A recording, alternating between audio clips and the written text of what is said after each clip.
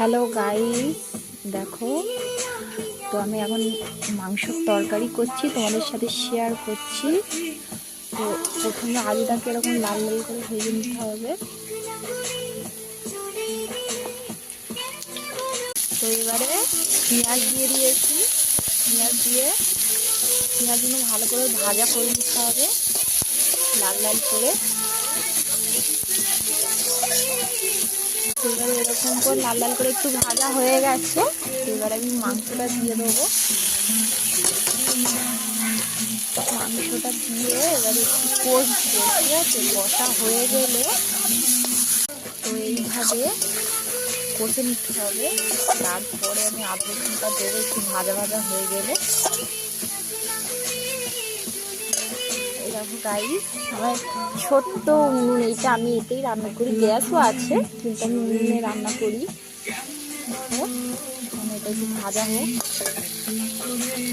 তো এবারে রসুন বাটা,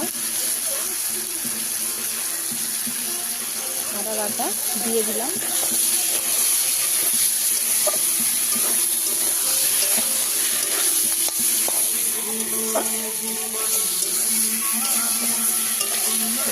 এবারে টমেটো বাটাটা দিয়ে দেবো।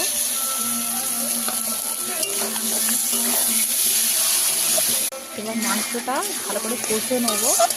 এবার এর মধ্যে আমি আলুগুলো দিয়ে দেবো, দিয়ে ভালো করে কষবো।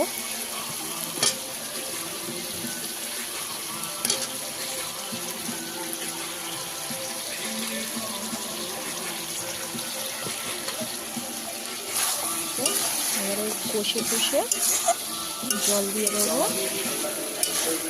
আর তোমরা কারা আমার মতন এরকম করে রান্না করো প্লিজ কমেন্টে জানাবে।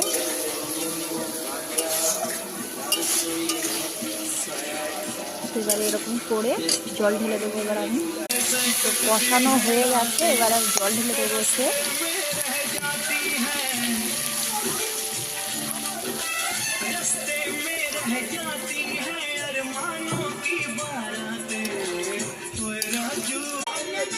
তো এবার ধনে পাতাগুলো দিয়ে দেবো, দিয়ে ফুটিয়ে নেবো ভালো করে।